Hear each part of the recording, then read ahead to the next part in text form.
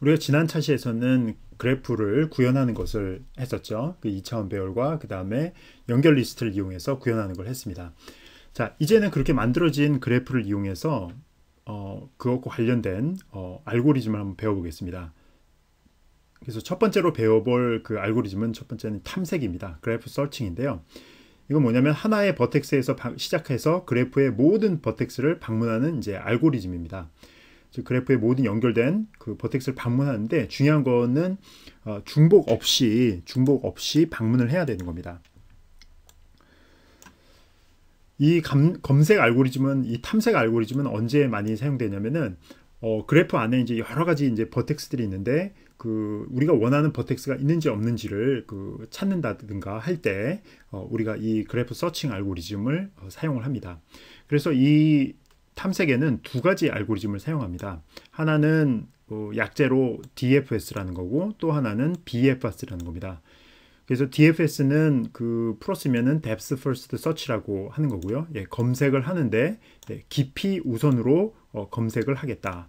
그 다음에 BFS는 검색을 하는데 breadth, 즉 넓이 위주로 검색을 하겠다.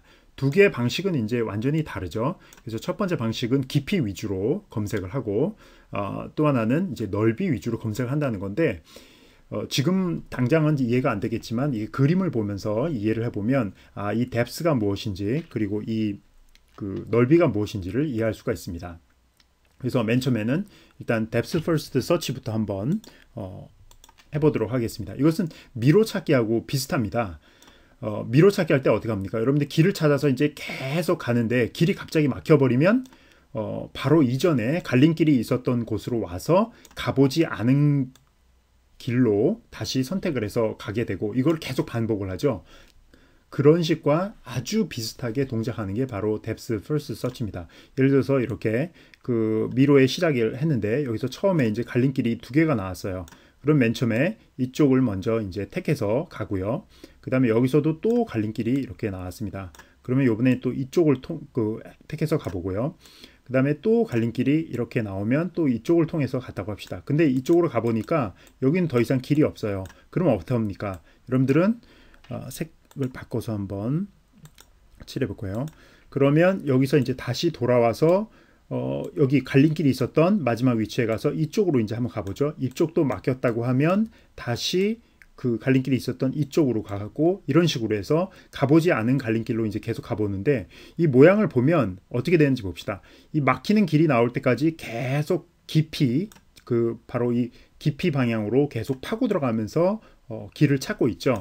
이런 게 바로 여기서 말하는 이 depth라는 겁니다. 그래서 depth first search는 미로 찾기와 비슷하고 그 다음에 이것을 구현할 때는 우리가 스택을 이용해서 구현을 합니다. 자, depth first search 하는 걸 한번 예를 들어서 한번 봅시다.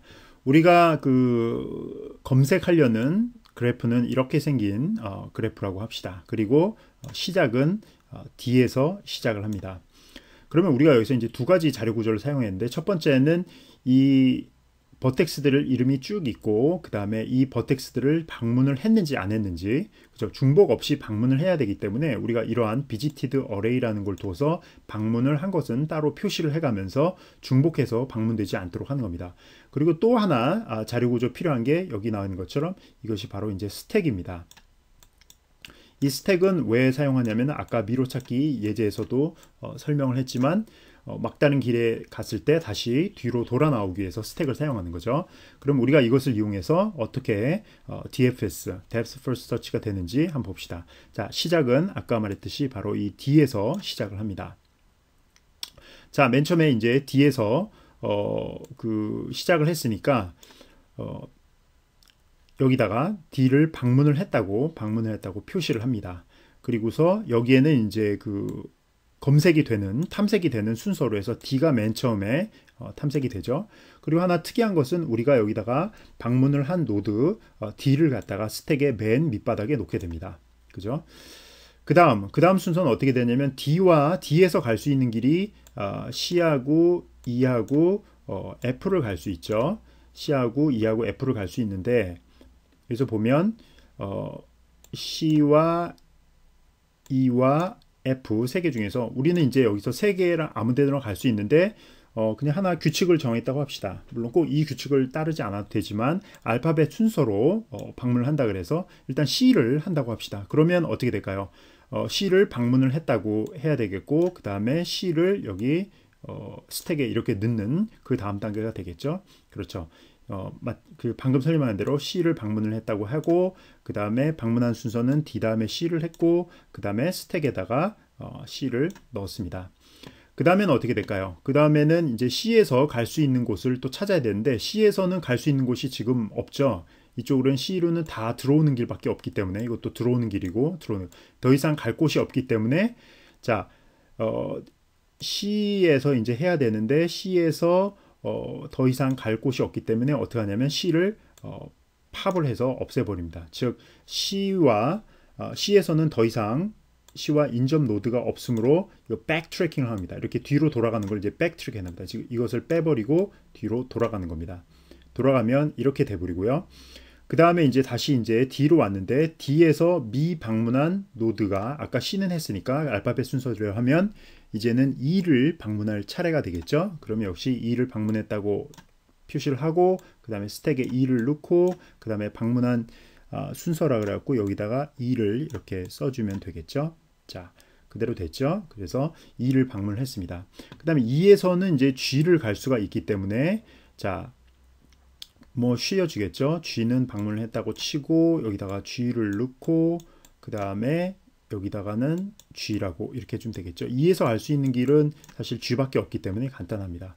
그래서 G가 E의 adjacent vertex니까 바로 이렇게 될 겁니다. 그 다음에 G에서 갈 수 있는 거는 자 H하고 D인데 알파벳 순서로 보면 D가 먼저지만 D는 이미 방문을 했기 때문에 이건 상관이 없고요. 당연히 H를 하기 때문에 여기서 H를 방문을 하고 H를 스택에 써주고 그 다음에 방문 순서로 보면 여기가 바로 H가 되는 것입니다.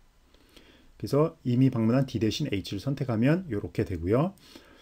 그 다음에 H에서는 자 이제 A하고 B를 갈 수 있는데 알파벳 순서니까 A가 먼저 나오겠죠. 따라서 A를 방문했다 치고 A를 스택에 넣고 그 다음에 여기서는 이제 A를 이렇게 써주면 되겠죠. 그래서 알파벳 순서로 A를 선택해서 이렇게 되겠습니다. 자 A에서는 그 다음에 이제 B로 갈 수가 있죠. A에서는 B밖에 없기 때문에 역시 여기서 표시하는 거는 B를 선택을 하고 B를 스택에 집어넣고 그 다음에 여기가 바로 B가 되겠지요. 그래서 이렇게 해서 B를 선택하고 이렇게 됐습니다. 그 다음에 이제 B에서 봅시다. B에서는 더 이상 갈 데가 없죠. 그러면 이제 백트랙을 하겠죠. 백트랙 하니까 B를 날려버립니다. 그래서 백트랙하고 자 A에서는 자 B를 갈 수 있는데 B는 이미 방문을 했으니까 갈 데가 없죠. 역시 백트랙을 합니다. A에서 이상 없어 백트랙 했고요. 그 다음에 H에서 A와 B를 갈 수 있는데 둘 다 방문을 했기 때문에 역시 이것도 백트랙을 하고요. 그 다음에 G죠. G에서는 어떻습니까? G에서는 역시 갈 데가 없죠. 그래서 백트랙. 다시 E에서도 갈 데가 없으니까 백트랙. 이제 D가 남았죠. D에서는 아직 F가 남았으니까 이제 여기다가 F를 써주고 F를 방문했다고 치고 그 다음에 여기다가 F라고 이렇게 써주면 될 겁니다. 그래서 하고 F를 방문을 했습니다. 자, F에서는 더 이상 갈 곳이 없으니까 백트랙하고 D에서는 갈 곳이 없으니까 또 백트랙이 되겠죠. 백트랙 하면 스택이 비었죠. 그러면 이제 스택이 비었으므로 종료가 되는 것입니다. 따라서 그 DFS로 그 방문한 수는 DCE 이렇게 됐고요. 그 다음에 모든 노드를 중복 없이 한 번씩 방문하는 것을 볼 수 있고 마지막 종료 조건은 스택이 비었을 경우입니다. 자, 이렇게 여러분들이 그 DFS를 하면 되겠습니다.